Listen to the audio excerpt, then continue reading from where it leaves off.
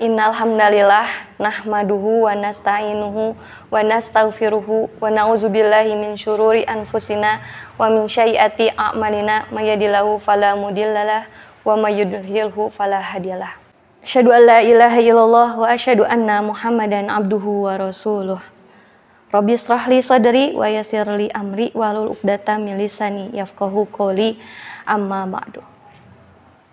Para sahabat karomah yang dicintai oleh Allah Subhanahu wa taala, segala puji dan syukur kita haturkan kepada Allah Subhanahu wa taala yang senantiasa memberikan karunia dan nikmatnya.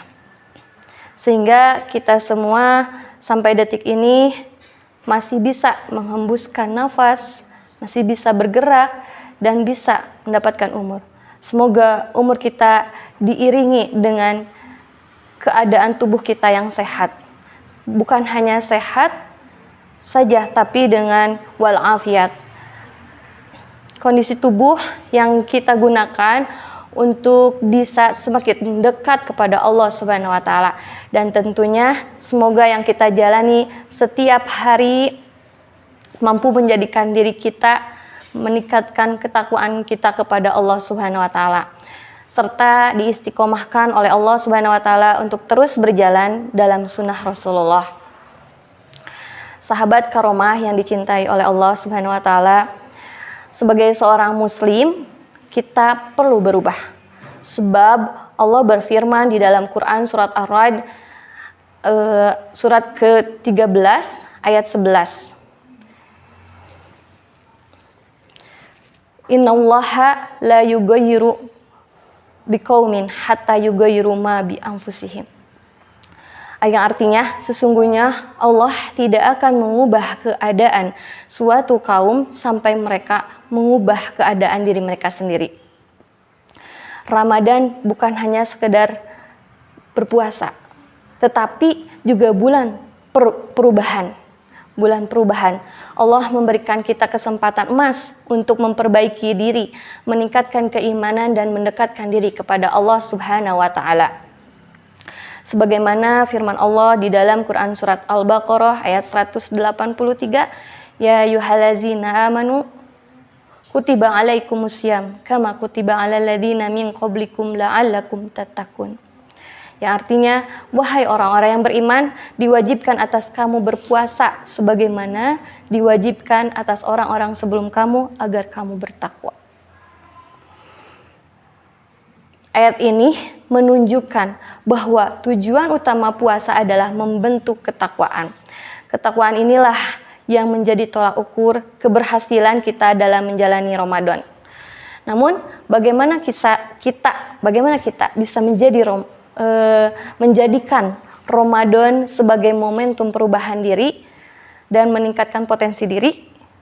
Nah, yang pertama yaitu dengan cara meningkatkan kualitas ibadah. Karena Ramadan adalah bulan mulia, bulan penuh keberkahan, di mana setiap amal dilipat gandakan pahalanya, dan ini menjadi peluang bagi kita untuk meningkatkan kualitas ibadah. Seperti meningkatkan kualitas ibadah, menjaga sholat wajib, tentu jelas wajib ini wajib dilaksanakan. Nah, ditambah lagi dengan ibadah sholat sunnah lainnya. Contohnya seperti tarawih, kemudian sholat duha, sholat syuruk, kemudian tahiyatul masjid, nah dan sholat sunnah yang lainnya, agar momentum kita perubahan menjadi lebih baik lagi. Kemudian membaca Al-Quran, meningkatkan membaca Al-Quran kita. Kemudian meningkatkan kualitas ibadah yang ketiga adalah dengan berzikir. Nah, kita biasakan untuk membaca zikir pagi dan petang. Kemudian perbanyaklah berdoa, karena di bulan Ramadan ini insya Allah Allah akan ijabah doa-doa. Karena doa di waktu mustajab, terutama di waktu sahur dan buka, insya Allah Allah ijabah. Kemudian yang kedua adalah melatih kontrol diri dan kesabaran. puasa bukan hanya menahan lapar dan haus, tetapi juga menahan dari hal-hal yang merusak puasa.